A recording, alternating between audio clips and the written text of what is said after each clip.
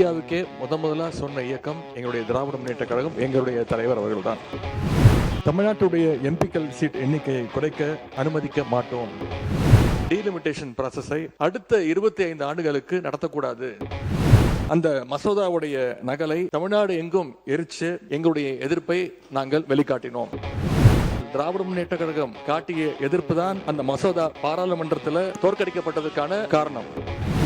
மகளிர் இடஒதுக்கீடு மசோதாவுக்காக delimitation exercise செய்யப்பட்டார். 1971 மக்கள் தொகை அடிப்படையிலேயே செய்ய வேண்டும்.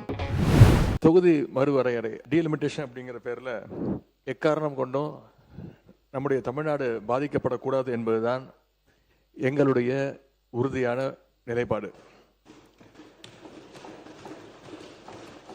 அது மட்டும் இல்ல, தற்போதைய மக்கள் தொகை கணக்கெடுப்பு அடிப்படையில் புதுசா டீலிமிட்டேஷன் கொண்டு வந்தா அது எவ்வளவு பெரிய ஆபத்தாக அமையும் அப்படிங்கிறத இந்தியாவுக்கே முதலா சொன்ன இயக்கம் எங்களுடைய திராவிட முன்னேற்ற கழகம், எங்களுடைய தலைவர் அவர்கள்தான். இந்த விஷயத்துல எங்களுடைய கழக அரசு எடுத்த பல்வேறு நடவடிக்கைகளை இங்கே பேசிய அமைச்சர் பெருமக்கள் உட்பட பல்வேறும் இங்கே பதிய வச்சிருக்கிறாங்க. இருந்தாலும் நான் சில நடவடிக்கைகளை இங்கே பதிய வைக்க விரும்புகின்றேன். டீலிமிட்டேஷன் சொல்லி தமிழ்நாட்டுடைய எம்பிக்கள் சீட் எண்ணிக்கையை குறைக்க அனுமதிக்க மாட்டோம்.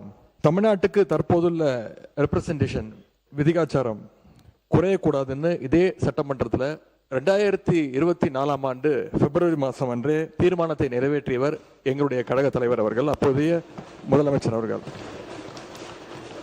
பிறகு சென்ற ஆண்டு பிப்ரவரி 2ஆம் தேதி இது தொடர்பாக ஒரு அமைச்சரவை கூட்டத்தையும் கூட்டி எங்களுடைய முதலமைச்சர், எங்களுடைய தலைவர் அவர்கள் அப்பொழுது நடத்தினார்கள்.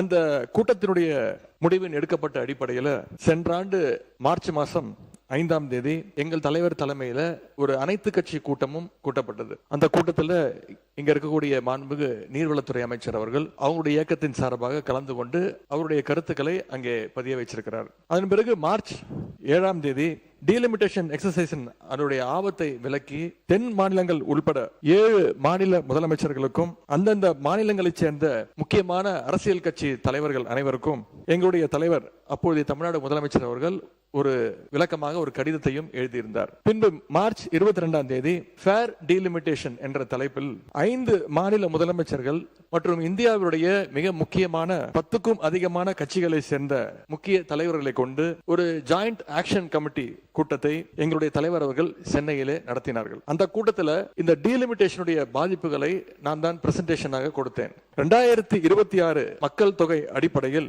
எம்பி தொகுதிகளை நிர்ணயித்தால் தென் மாநிலங்களுடைய எம்பிக்கள் தொகுதிகளுடைய எண்ணிக்கை குறைந்துவிடும்.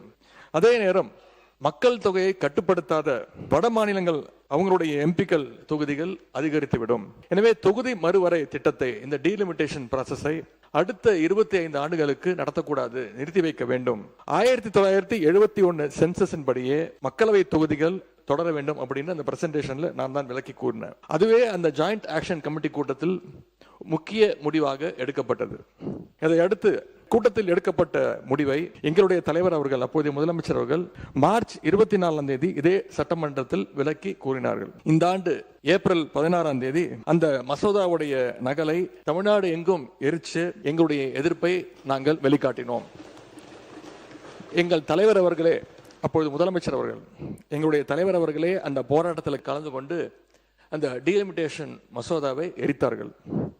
அந்த மசோதா தோற்கடிக்கப்பட்டதை இந்த தீர்மானத்தில் இந்த அரசு குறிப்பிட்டிருக்கு. அந்த மசோதாவுக்கு நாங்கள் திராவிட முன்னேற்ற கழகம் காட்டிய எதிர்ப்பு தான் அந்த மசோதா பாராளுமன்றத்தில் தோற்கடிக்கப்பட்டதற்கான காரணம்.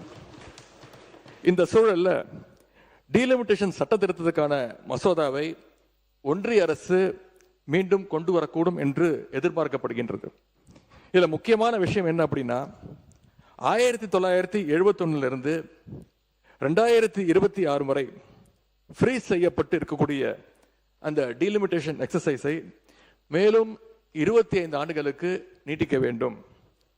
அதற்கான புதிய சட்ட திருத்தம் இந்த ஆண்டு வரலன்னா 2027 மக்கள் தொகை அடிப்படையில் எம்பிக்கள் தொகுதிகள் நிர்ணயம் செய்யப்படுவதற்கான வாய்ப்பு ஏற்பட்டுவிடும். அப்படி செய்யறதுக்கான அதிகாரத்தை அரசியல் அமைப்பு வழங்கியிருக்குன்னு சட்ட வல்லுநர்கள் தொடர்ந்து கூறி வருகிறார்கள். திராவிட முன்னேற்ற கழகத்தை பொறுத்த வரைக்கும் 33% மகளிர் இடஒதுக்கீட்டை நாங்கள் முழுமையாக ஆதரிக்கின்றோம், வரவேற்கின்றோம்.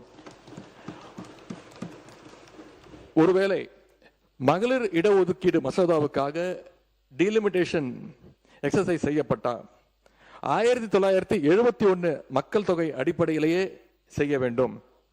அதில் ஏதாவது மாற்றம் வந்தா நாடாளுமன்றத்தில் தமிழ்நாட்டு எம்பிக்களுடைய விதிகாச்சாரம், நம்மளுடைய ரெப்ரசன்டேஷன் இப்ப இருக்கக்கூடிய 7.18% குறைக்க அனுமதிக்க கூடாதுன்னு மீண்டும் வலியுறுத்தி சொல்லி அரசு கொண்டு வந்திருக்கக்கூடிய இந்த தீர்மானத்தை நாங்கள் வரவேற்கின்றோம்.